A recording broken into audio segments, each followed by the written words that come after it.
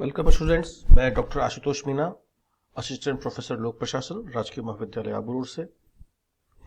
हमारा पिछला टॉपिक था संविधान तह व संविधान इतर नगरीय निकाय, यानी कि संविधान के अंतर्गत कौन कौन से नगरीय निकाय हैं और संविधान के बाहर कौन कौन से नगरीय निकाय हैं, जिसमें से मैं आपको नगर निगम, नगर परिषद और नगर पंचायत के जो 3 रूप हैं, श्रेणी सेकंड, श्रेणी थर्ड, श्रेणी फोर्थ, इसका मैं आपको परिचय करा चुका था।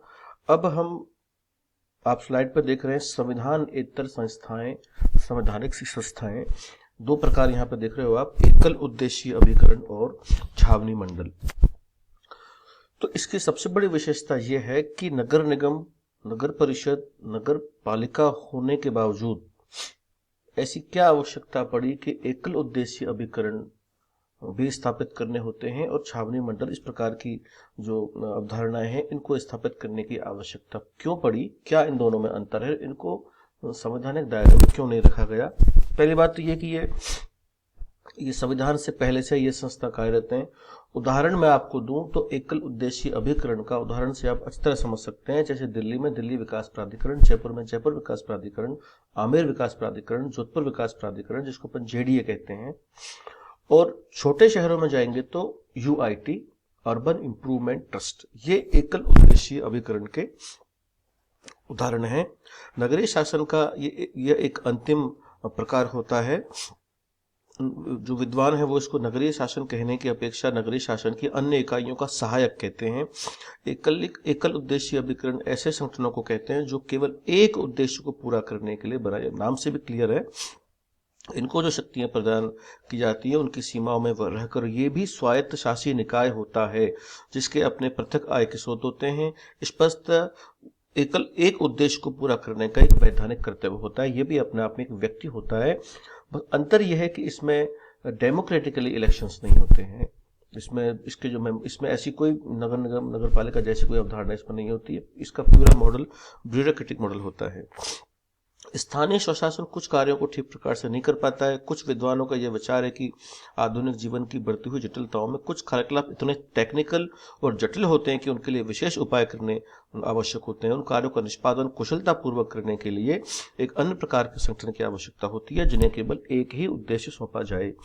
एकल उद्देश्य अभिकरण को विशिष्ट उद्देश्य संस्था भी कुछ लोग कहते हैं। नगर विकास न्यास, जैसे एकल उद्देश्य अभिकरण, दिल्ली विकास प्राधिकरण, जयपुर विकास प्राधिकरण, नगर विकास न्यास, बंदरगाह न्यास यानी कि पोर्ट ट्रस्ट और हाउसिंग बोर्ड। 4 एग्जाम्पल मैं आपको बता रहा हूं एकल उद्देश्य अभिकरण के। एक तो जेडीए, दूसरा नगर सुधार न्यास, नगर विकास प्राधिकरण और हाउसिंग बोर्ड और पोर्ट ट्रस्ट।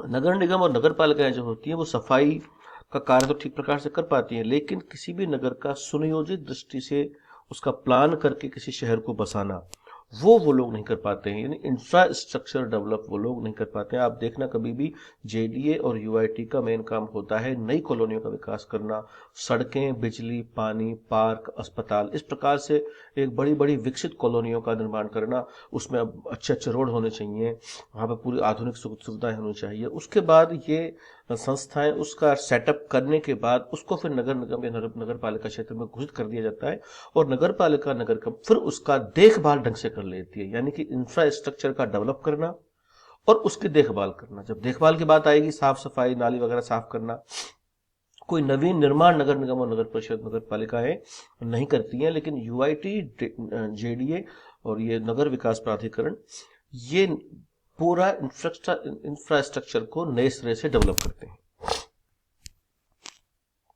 नगरों की जनसंख्या बढ़ती जा रही है। नगरों में सुनियोजित विकास सुनिश्चित करने के लिए बड़े नगरों में विकास अभिकरण और छोटे नगरों में नगर सुधार न्यासों की स्थापना की जाती है। जानकारी के लिए बता दूं कि राजस्थान में 13 जिलों में यूआईटी है। सिर्फ 2 जगह आप दो तहसीलें, भिवाड़ी और आबूरोड, जहां पे नगर सुधार न्यास विकसित है। उपयुक्त 5 प्रकार की नगरीय संस्थाओं में से एक संस्था स्थानीय शासन के कार्य को करने के लिए प्रत्येक नगर में हो सकती है, एक भी हो सकती है। किसी विशेष उद्देश्य के लिए उस नगर में स्थानीय शासन की एक इकाई होते हुए भी एकल विकास। आप इसकी दूसरी विशेषता यह है कि अगर नगर निगम, नगर परिषद वहां है भी, तब भी एकल उद्देशीय अभिकरण को विकसित किया जा सकता है।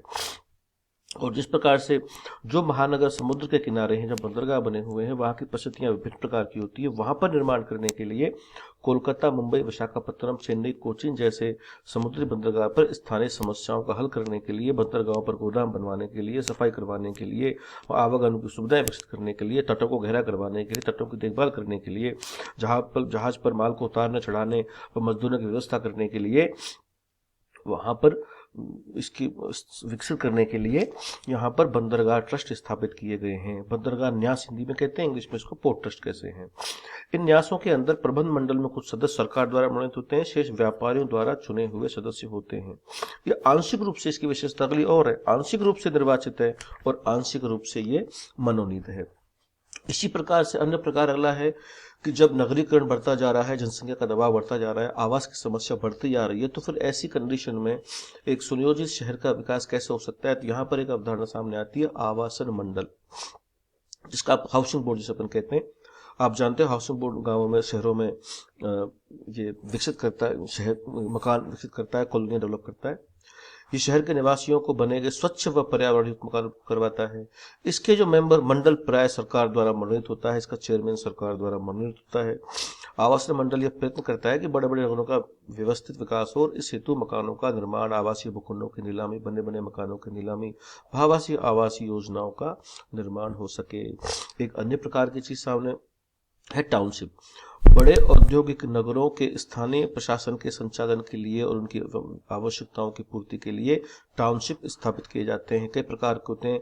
प्रथम वो टाउनशिप जो कई तरह कारखानों के पास बनाए जाते हैं, राउरकेला, भिलाई, जमशेदपुर में, और उन्हें एक कोटि में रखा जाता है। द्वितीय टाउनशिप जटिलता वाले उद्योगों को ध्यान में रखकर बनाया जाता है, जहां एक प्रकार के नहीं बल्कि विभिन्न प्रकार के कारखाने, स्टील, खाद और कोयला इत्यादि कारखाने। तो ये आपके सामने टाउनशिप की विशेषता हुई। एक जो पॉइंट रह गया है वो है छावनी मंडल। तो छावनी मंडल को मैं आपको अगली क्लास में बताऊंगा तो ज्यादा बेहतर रहेगा, क्योंकि अभी अब फिलहाल हमारा समय समाप्त होता है। Thank you.